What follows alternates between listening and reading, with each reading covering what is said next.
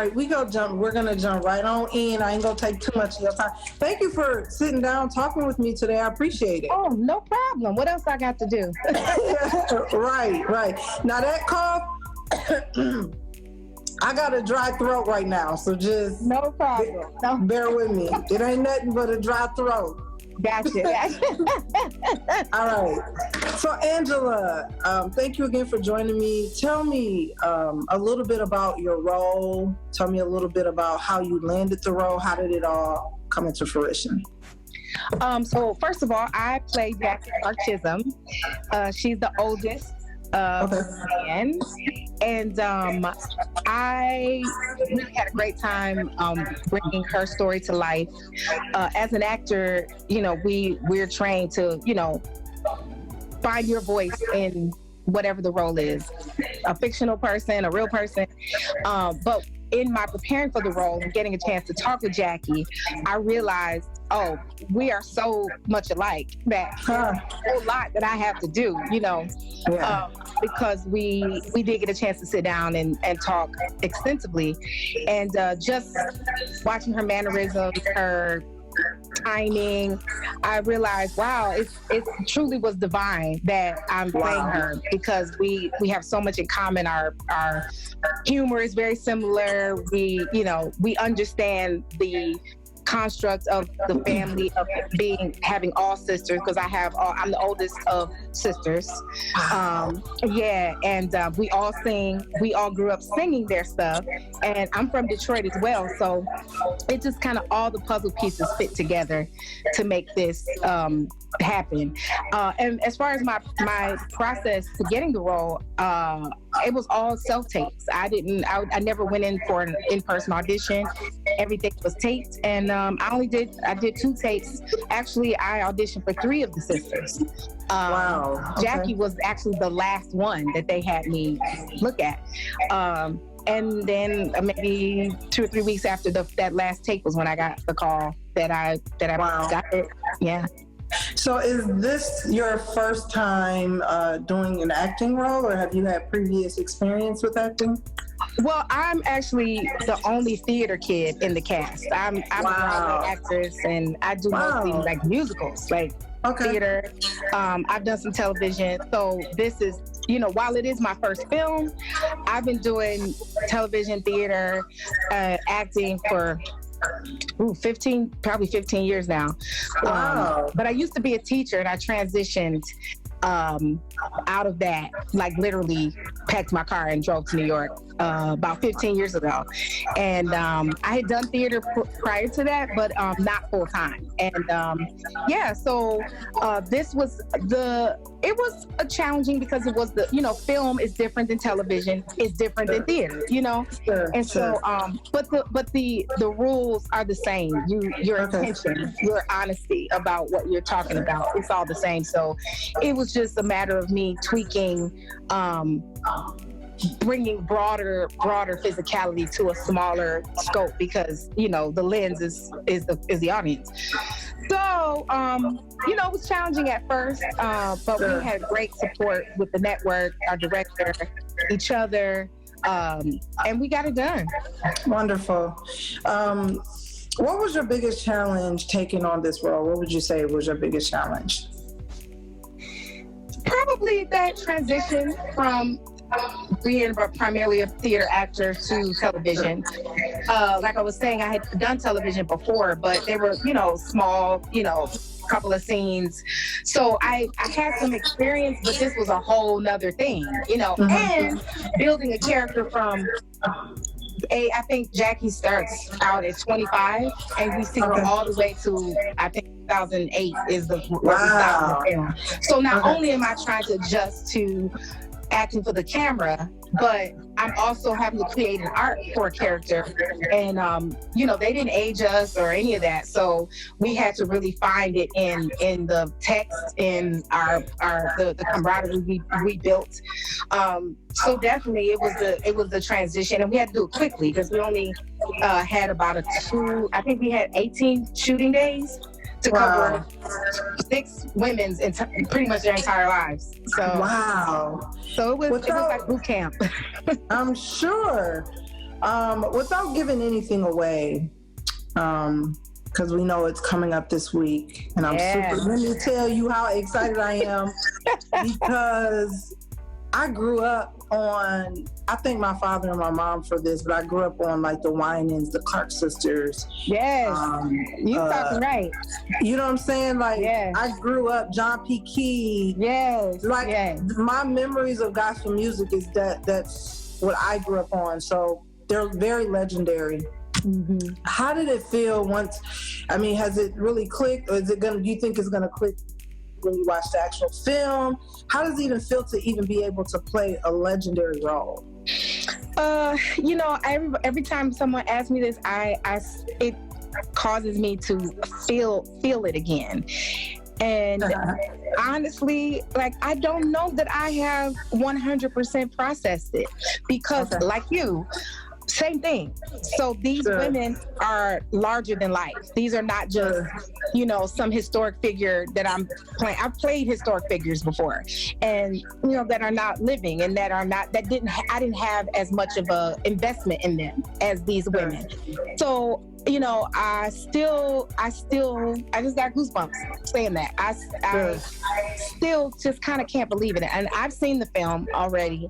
And, you know, I've talked to Jacky, and I stay in touch, and, you know, all of that, but it still just feels out of body or something. I don't think I have fully processed this. And maybe Saturday is that moment when I know the world is watching as well, and the ladies are watching, and all, you know, that the gravity of this. These women are icons. They're legendary, and the honor that they're receiving is long overdue.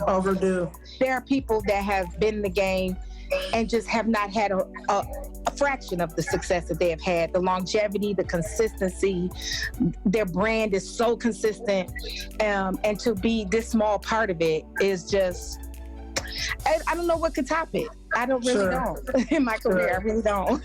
No, I get it.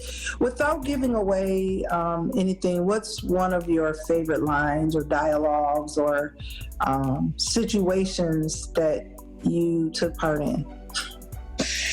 Ooh, that's hard. Okay, but you don't want to give nothing away. I will say though, honestly, not just because the trailer, the clip has been out, but the scene that's been circulating with Twinkie explaining to us that she sold her catalog. That is probably one of my favorite moments, because it's one of those times that you really see that Jacky, like, she's that hovering older sister, chastising, you know, the utter confusion as to why this happened, how this happened, and even like hearing from Kiera and Karen and all of them being like, oh my, even on set, like, how did you get Jacky down? Like, this is her. She fusses nonstop. And this is a moment where you really see, like, Jacky just has no time. She just doesn't understand, you know, why do you guys do this stuff? Like, this is not just affecting you. So probably any moment in the film where Jacky is being Jacky is my favorite, because if I'm being honest, there's a little bit of that in me in real life. I've already been getting comments like, oh my God, Ange, this is you fuss. This ain't even no acting. You just up there doing you. That is funny. So I've been getting read left and right. My sisters, my friends, they all are just like, girl, this is you. You ain't even acting. That's so funny. That's hilarious. And who better to say it but your sisters? That's funny. Mm-hmm. Okay. Besides your role, which actor in the movie that you think that is going to really blow people away? I have that. I guess that answer is two parts. Of the ladies, really all of us with the exception of Raven and Ingenue, we all are pretty, you know, new to this part of it. Sure. So of the newbies, I really think Christina Bell, people are gonna be like, wow. Like, she nailed it. She nailed it. But of course, you know, overall, Ingenue Ellis's performance is just again, goosebumps. I get goosebumps. Sure. I just was texting with her a couple days ago, just checking in, seeing how she's doing. Sure. And and watching her, she was on somebody's live, and it just took me back to just watching Ingenue embody Maddie was incredible. It was like a masterclass. Like, although, we were scene partners and we were castmates, it was like getting paid to watch a veteran actor be a person so perfectly. I mean, yeah, so definitely folks are going to be floored with Christina's performance. I have a couple really strong moments in there too that I think are gonna pull at the heartstrings. I'm not, but I'm talking about other people. But I have some pretty good moments too that I think, outside of the performance itself, the information that people will learn about their family is gonna be kind of like, because it's something that most people don't know. Wow. So yeah, there's a lot. There's a lot of juice that. Come on, juice. I mean, let's be honest. That's what we're all waiting for. Where's the juice?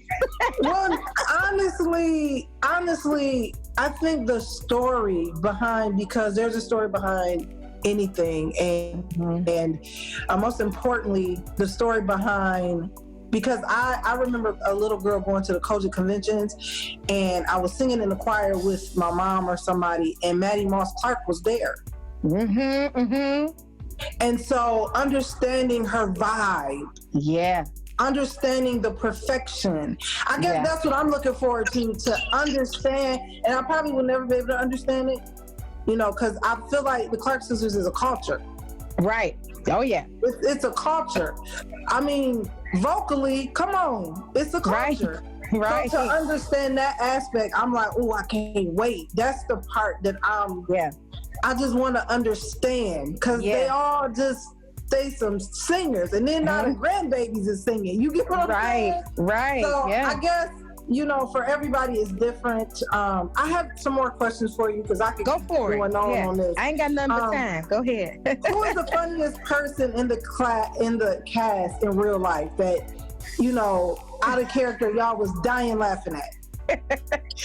It's hard to answer that, because if you ask all the other girls, they'll say me. Okay. And I can't help it. I just say whatever comes to my mind. And it was a constant laugh fest every time we weren't shooting. But outside of me, everybody, Christina Bell, she a fool, Kiera, I laugh at her laughing. Her laugh takes me down. She's so funny. She's so funny. And I be like, girl, I need you to stop. Yeah, we all, it was so special that outside of the fact that Twinkie Bird, big shout out to her for how perfect the casting was, but outside of that, they cast the perfect energies and spirits to be together, because sometimes I think we had too much fun, to the point where the director and everybody's like, hey, you guys. Enough. Let's focus in. Y'all know y'all lines? Y'all been laughing and joking, but are y'all ready? Oh, that's funny. But you will see it in the film. It's the camaraderie, the funnies, the humor. It was real, because we really spent the time. We had 2 weeks before we started shooting that we were there, and only to just rehearse, read through the script, talk. We went out to dinner. We shared stories. We, Kiera was very gracious with any questions we had about the family that she could answer. She did. That's good. So it all came together and worked on camera. But yeah, we all. I thought it was brilliant. I thought it was so brilliant to have Kiki play her mother. That was just the most. Yeah. Because it really gave that vibe. Yeah. And without saying, we end up like our mothers. Our mannerisms, the stuff that we say. Even now, I'm sounding like one of my aunts. I sound like my Aunt Brenda. Even my mom's sisters, we have a little bit of each one inside of us. I just thought that was really brilliant. One last question for you. How was it working with some of the producers? There's some, a lot of great producers. directors. You have Mary J. Blige, Missy Elliott, Queen Latifah. Yeah.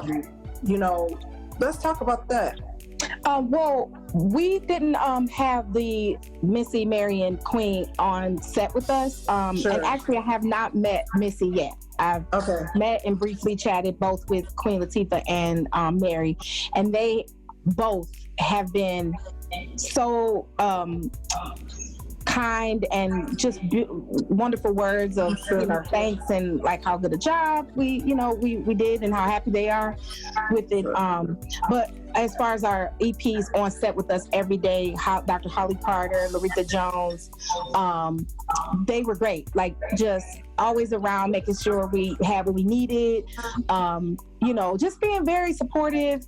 Holly, Dr. Holly, because she's very much involved in Church of God in Christ, the Clarks.